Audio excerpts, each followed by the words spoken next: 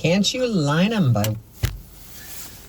Yeah, listening to a little classical for a change today. I like to switch up my music just like everything else. Yeah. Yeah, and we've had another heat wave here in Minnesota just recently. It's now almost 40 degrees. I actually have the heat turned off in my car and the window partially rolled down.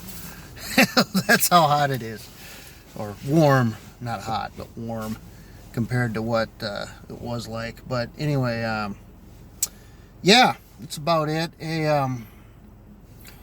I wanted to, well, first I wanted to go into, I actually visited a church this Sunday. That's not, it's in the suburbs here of Minneapolis, but it's not too far from my house, about half-hour drive, I'd say, roughly. Yeah, more like, yeah, about 25 minutes, maybe more like. But anyway, it was kind of an interesting experience. A Baptist church, and right across the street from it, it was a mosque, Islamic Institute or something, and I've seen a few of these mosques in the area develop over the years, right around where I live, or in my neck of the woods. And I used to have a certain amount of angst and resentment about Islamic immigrants being here, but I don't anymore. And I now see that gives us an opportunity to kind of witness to them and try to maybe use them as potential converts that we can speak and open up to. And I also abide by the Constitution in that, it gave us the freedom of religion, the freedom of speech, and the freedom to practice what one feels is morally right, and I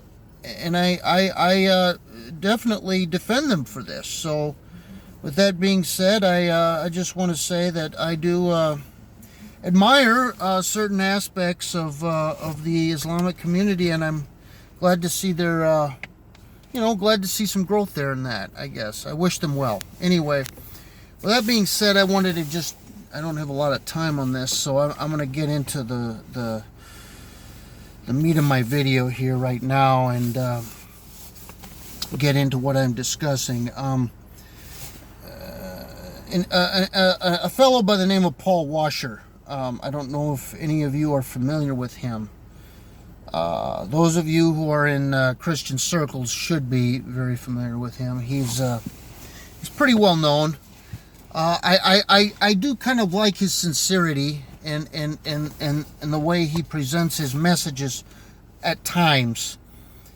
And if one remembers, he became famous at this youth conference. I think it was in the late 90s that he kind of made his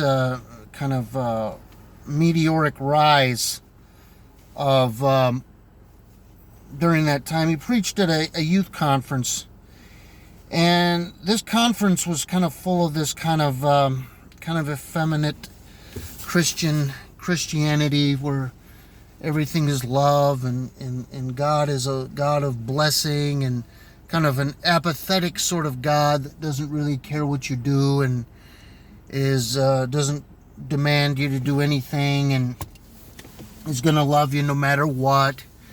And in our culture of increasing fatherlessness, I understand why this message is so pervasive now, especially in Christian circles. A God of complete complacency, and a God who just doesn't flat out care, and is going to let you do whatever you want. And Paul brought another aspect to this, in that he basically lit them all up with this God of wrath and justice and punishment, and a God of basically a pretty ruthless idea of God. I mean, how about this? A God of much, a God not of complacency, but a God who does bring demands and who does call you to change. So, and I'm going to have to hurry up here. But anyway, I can see how something like that would resonate. And now I'm going to direct this to the women. And I've seen this cult following even at this church that I was attending, and maybe will still be, but we'll see. They were very big supporters of this guy, Paul Washer. And I've seen this cult following come out of this. And with the women, since they're seeing these men now, and this is all across the board, black and white, whatever culture you adhere to, blacks or whites,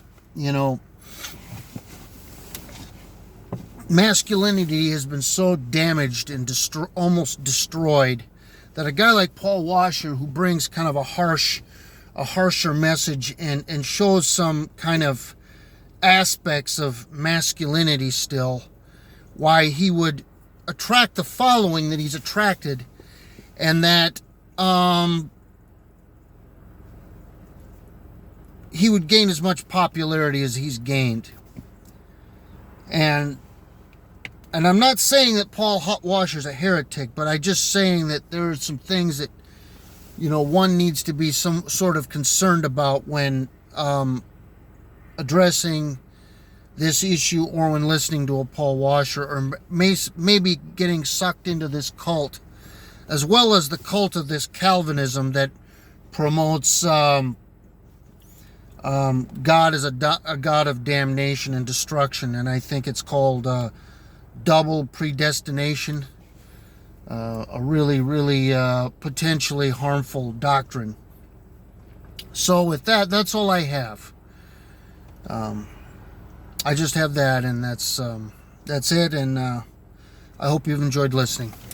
Later.